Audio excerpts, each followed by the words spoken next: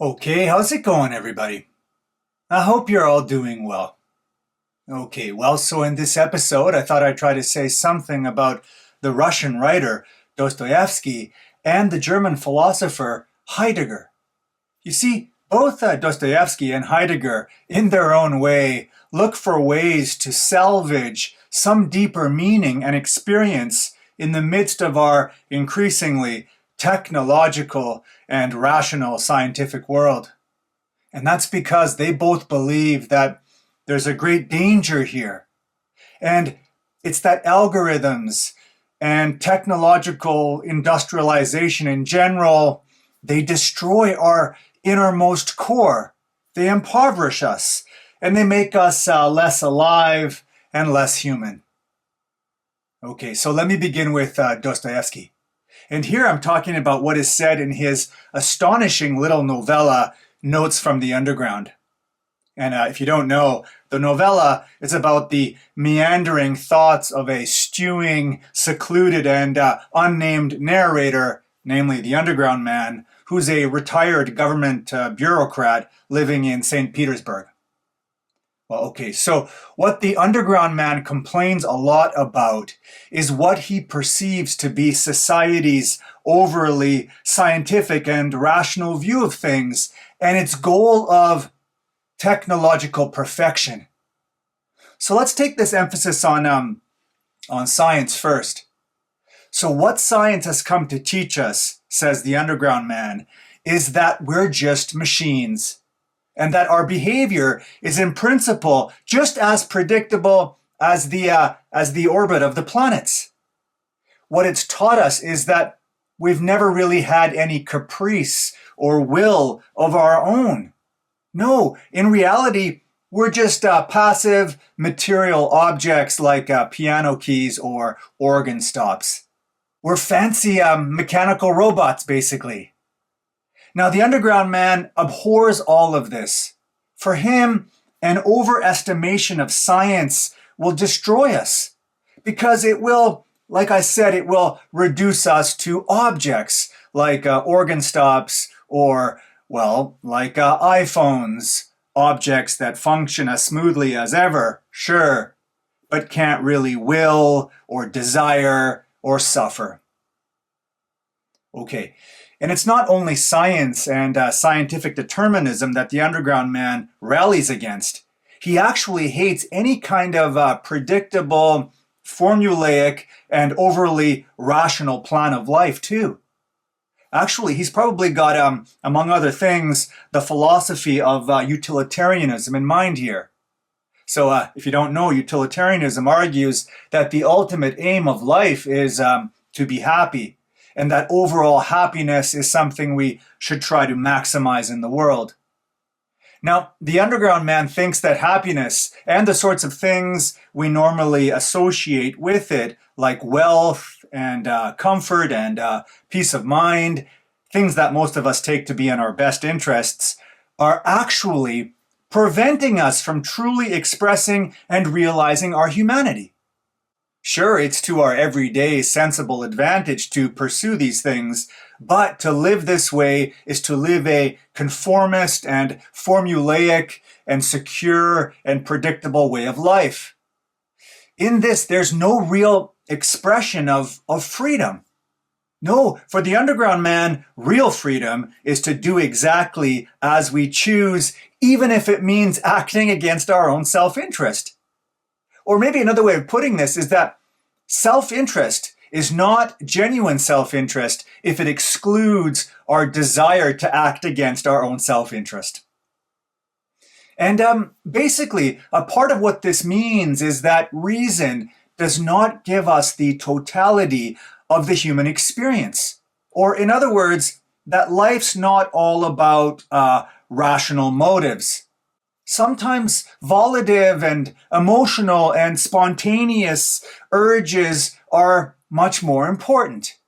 Acting on them can be to our greatest advantage, despite the fact that this will upset our everyday utilitarian and narrowly conceived self-interest. So now what exactly is to our greatest advantage for him then?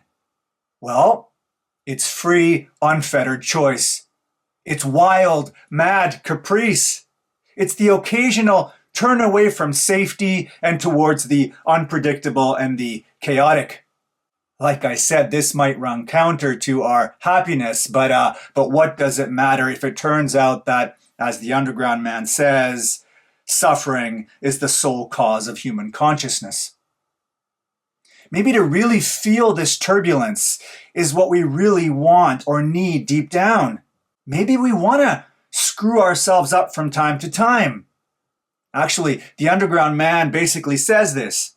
He says that even if you gave us all the blessings and all the cake in the world and you shower us with bliss, we would eventually deliberately mess it all up just to prove that we're human and not some piano key.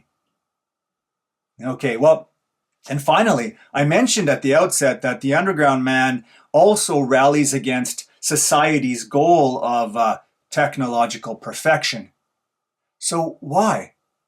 Well, because he thinks that there's something anti-human about it, which is, well, it's perfection.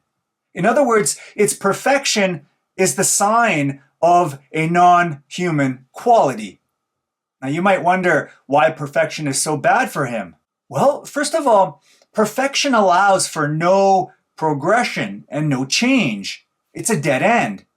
Actually, sort of like the perfection of 2 + 2 = 4 is, he says.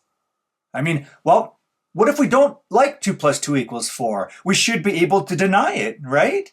We should have the freedom not to reconcile ourselves to it.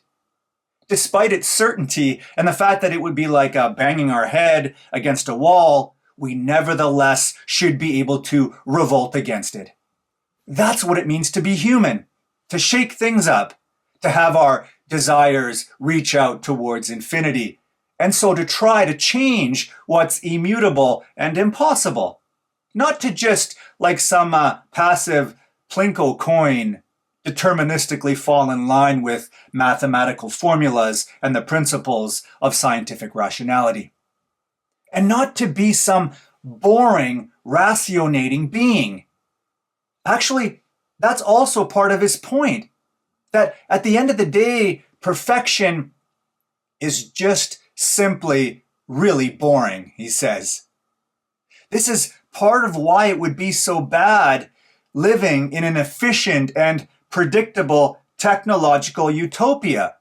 And it's because there'd be no relief from boredom, no possibility for a negative response.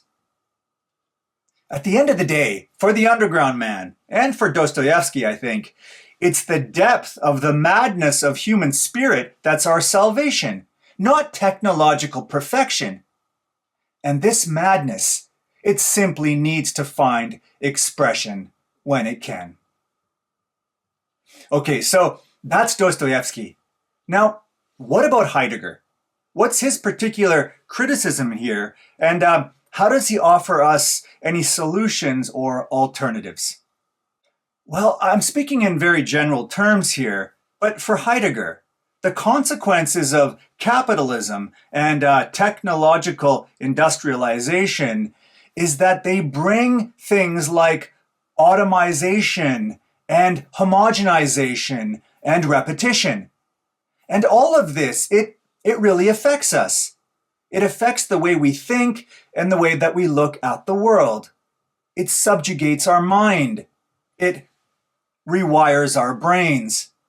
And so we adopt a kind of mechanistic and industrial reasoning. That's to say, we begin to think in a calculative way, and we see things in a means-end way, and we see everything as fungible or interchangeable.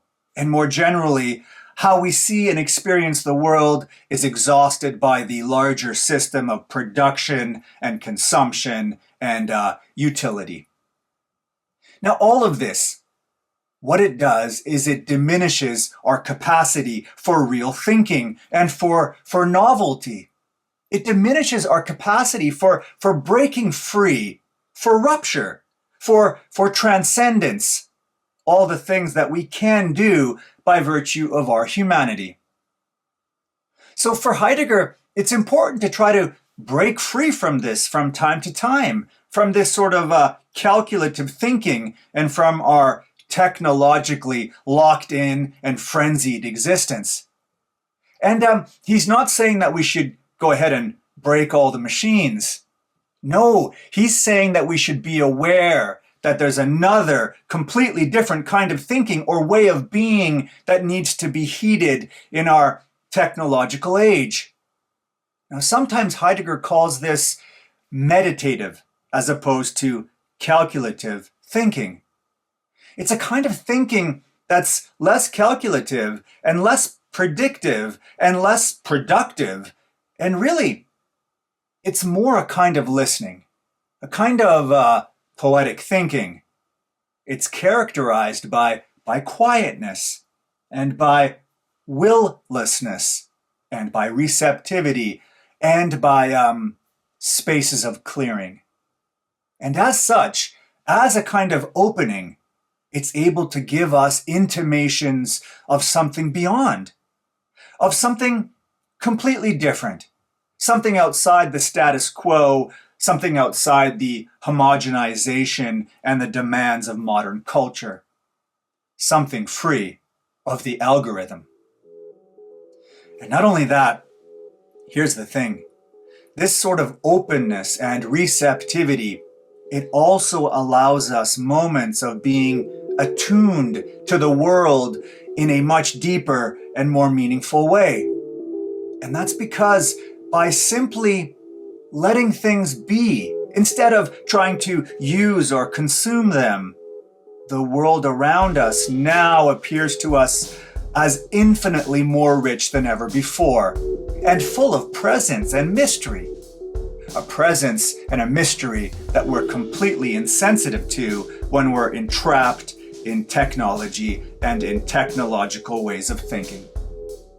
I guess this is why Heidegger says that this thinking is ultimately a kind of thanking. It's because when we truly open ourselves up to the world, to being itself, the only proper response is gratitude. Bye for now.